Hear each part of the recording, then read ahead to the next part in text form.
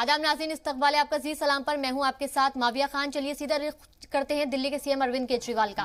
ये मजबूरी है और ये सब दिल्ली के लोग समझेंगे कि ये मजबूरी है, ये उठाना जरूरी है।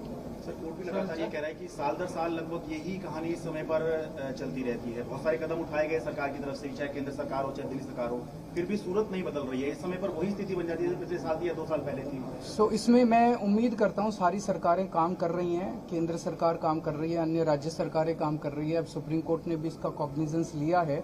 मैं उम्मीद करता हूँ कि इसका समाधान निकलेगा। दिल्ली की तरफ से हम जो कर सकते हैं हम वो सारे एफर्ट्स कर रहे हैं। सर, क्या ग्रुप ऑफ मिनिस्टर्स भी बनाया जाएगा इस क्राइसिस को हैंडल करने के लिए? अभी तो हम सारे एक साथ ही बैठे हुए थे, सारे ऑफिसर्स भी बैठे हुए थे। जब भी जरूरत पड़ेगी हम सारे फिर दोबारा 3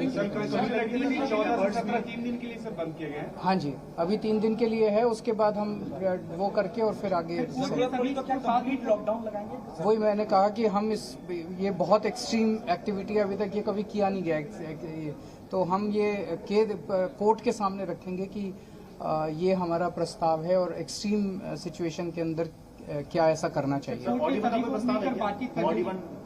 2-3 बार हो चुका है वेहिकुलर पॉल्यूशन। मतलब अब जैसे सरकारी दफ्तर जब सारे बंद कर दिए तो इसका इम्पैक्ट, सरकारी गाड़ियां बहुत ज्यादा हैं। दिल्ली सरकार के सारे ऑफिसर्स बंद कर रहे हैं। सर, आप लोग भी घर से काम करेंगे? सब लोग वर्क फ्रॉम होम करेंगे अनलेस कोई जरूरी वो हो तो। सर, कोर्ट ये भी कहा है कि केंद्र सरकार सभी को मिलजुल कर बातचीत के लिए बुलाई, इसमें बातचीत करेंगे। हम हमेशा तैयार हैं और हम सब मिलके काम करेंगे। ये ऐसी चीज है जिसका समाधान, क्योंकि हवा जो है और पोल्यूशन जो है वो बाउंड्रीज नहीं देखता। उधर की हवा इधर आ जाती है, उधर का पोल्यूशन इधर आ जाता है, तो हम सब मिलके काम करेंगे। सर, दफ्तर भी 1 हफ्ते के लिए बंद किए हैं सरकारी दफ्तर भी 1 हफ्ते के लिए। 1 हफ्ते के लिए जो भी है 1 हफ्ते के लिए। हाँ जी। सर, क्या सेंटर को इमरजेंसी मीटिंग तुरंत बुला लेनी चाहिए दिल्ली और सेंटर को जो भी करना है वो जरूर करेंगे। Thank you.